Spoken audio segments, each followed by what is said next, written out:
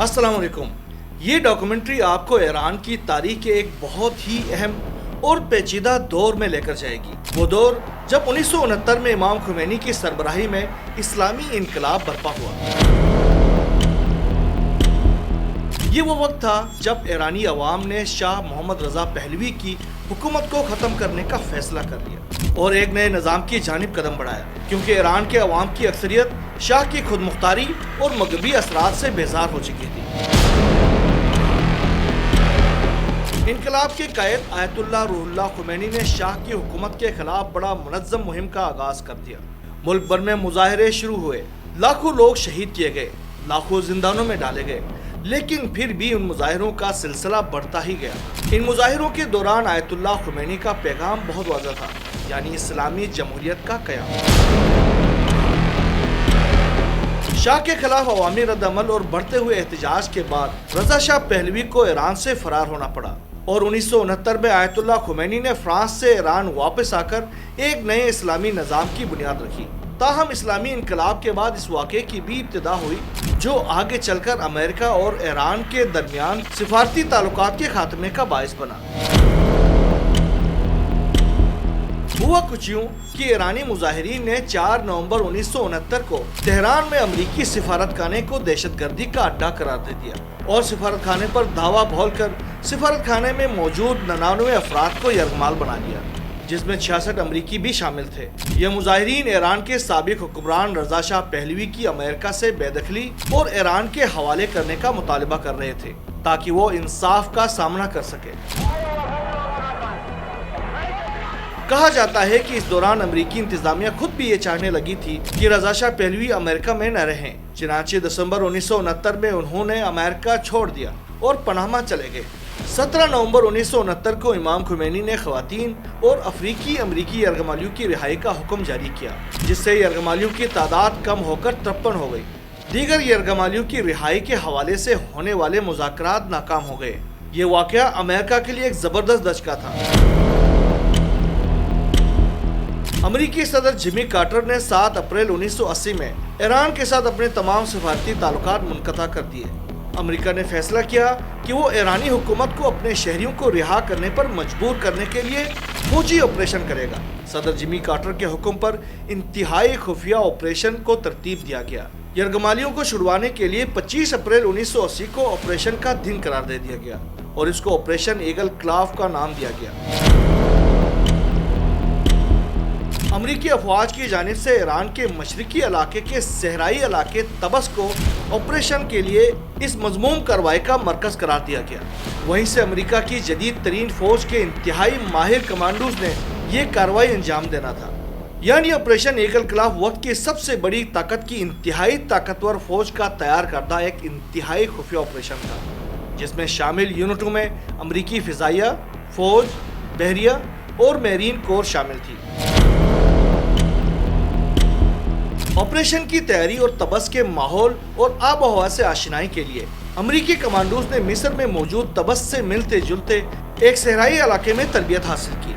अमरीकी ऑपरेशन की तैयारी इस कदर मुकम्मल थी कि सदर जिमी कार्टर कामयाबी की खबर सुनने के लिए व्हाइट हाउस में बेचैन थे। लेकिन जहां जदीद दौर के अब्राहा के हाथी एक इस्लामी ममलिकत पर हमले के लिए तैयार थे, वहीं इलाही अबाबिलें भी एक रेत के मामूली तूफान की सूरत में हाथियों को तबाह और बर्बाद करने के लिए तैयार और आमादा थी। 24 अप्रैल की रात को अमेरिका ने इस ऑपरेशन के लिए 6 C-130 तैयारी रवाना किए, जो सहराए तबस में एक साबिक अमरीकी अड्डे पर उतरे। प्रोग्राम के तहत ऑपरेशन में हिस्सा लेने वाले और सवारी के तौर पर इस्तेमाल होने वाले 8 हेलीकॉप्टरों को यहाँ पहुँचना था। इन तैयारों को ईंधन हासिल करने के बाद हेलीकॉप्टरों के जरिए तेहरान की तरफ परवाज करके अंदरून मुल्क अमरीकी एजेंटों की मदद से इमाम खुमैनी की रिहाइशगाह समेत दीगर हसास इदारों को बम से उड़ाना था। लेकिन अचानक एक रेत का तूफान आया, जिसकी वजह से सहरा की रेत हवा में उड़ने लगी। 1-2 हेलीकॉप्टर USS नेमटिस और USS कोराल सी नामी बहरी बेड़ों की तरफ वापस जाने पर मजबूर हुए, जो कि ईरानी पानियों के करीब गश्त पर थे, जबकि बास हेलीकॉप्टरों को आसपास के सहराओं में हंगामी तौर पर उतरना पड़ा। नीचे उतरते हुए एक C-130 हरकुलस ट्रांसपोर्ट तैयारे से एक हेलीकॉप्टर टकराने के बाद उसके परख से उड़ गए, इस हादसे में 8 अमरीकी फौजी हलाक हुए और इस वक्त के अमरीकी सदर जिमी कार्टर ने ऑपरेशन को नाकाम करार देकर उसे अधूरा छोड़ने का ऐलान किया।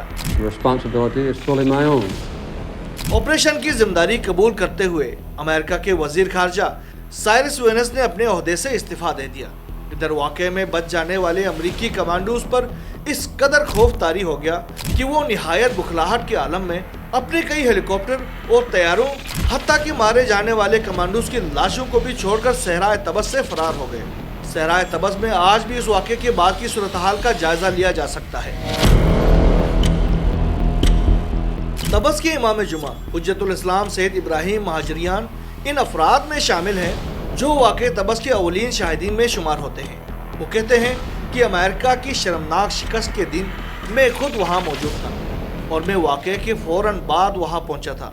कहते हैं मैंने वहाँ पहुँचकर देखा कि जिनाजे खाक पर पड़े हुए थे और अमेरिका के पेशरफ्ता तैयारे और हेलीकॉप्टरों के टुकड़े दूर दूर तक बिखरे हुए थे।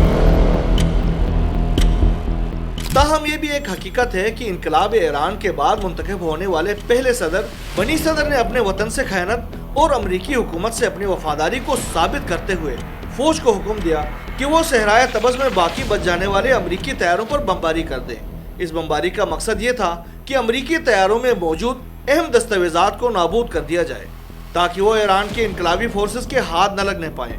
सहराए तबस में बनी सदर के हुक्म से होने वाली इस बमबारी में ईरान के सिपाह यज़्द के कमांडर मोहम्मद मुंतजिर कायम भी शहीद हो गए। ये वाक़या न सिर्फ अमेरिका की अस्करी ताकत के लिए एक धचका था बल्कि ईरान में इस कामयाबी ने इमाम खुमैनी की हुकूमत की पोजीशन को भी मजीद मुस्तहकम कर दिया। इस वाक़े के बाद 11 जुलाई 1980 को एक यरगमाली को बीमारी की वजह से रिहा कर दिया गया, जिसके बाद यरगमालियों की तादाद 52 रह गई। बिलाखिर अलजायर की सालसी मजलिस शोराए इस्लामी के अराकीन की मंजूरी और ईरान और अमेरिका के दरमियान तय पाने वाले मुआहदे अल जज़ीरा की रूह से अमरीकी सिफारती अमले की रिहाई का फैसला हो गया।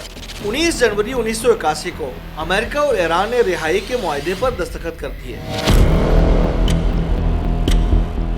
यरगमालियों की रिहाई के एवज अमेरिका ने ईरान के 8 अरब डॉलर के असासों को गैर मुंजमद करने और यरगमाल बनाने वाले अफराद के खिलाफ इकदाम न करने और ईरान के अंदरूनी मामलात में मुदाखलत न करने का वादा किया और बिलाखिर 444 रोज तक यरगमाल रखने के बाद 20 जनवरी 1981 को नए सदर रोनाल्ड रेगन के हलबर्दारी के रोज खैरसगाली के तौर पर इन कैदियों को रिहा किया गया।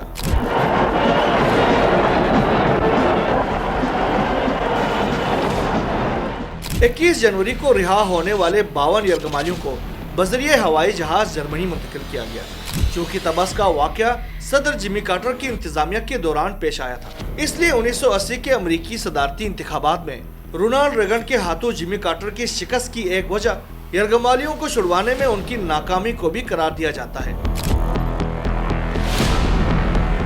खैर, अमरीकी सिफारत खाने पर कब्जा और सहराए तबस की नाकामी के बाद ईरान और अमेरिका के ताल्लुकात हमेशा के लिए खराब हो गए, जबकि ईरान ने खुद को एक नया आलमी खिलाड़ी साबित किया और अपने असर और रसूख को पूरे खित्ते तक तोसी दी। तो नाजरीन, ये थे इनकलाब ईरान के बाद ईरान में अमरीकी सिफारत खाने पर कब्जा और सहराए तबस का तारीखी वाक़या। इन वाक़यात ने न सिर्फ ईरान की सियासत पर असर डाला बल्कि आलमी ताल्लुकात में भी एक नया बाब खोल दिया।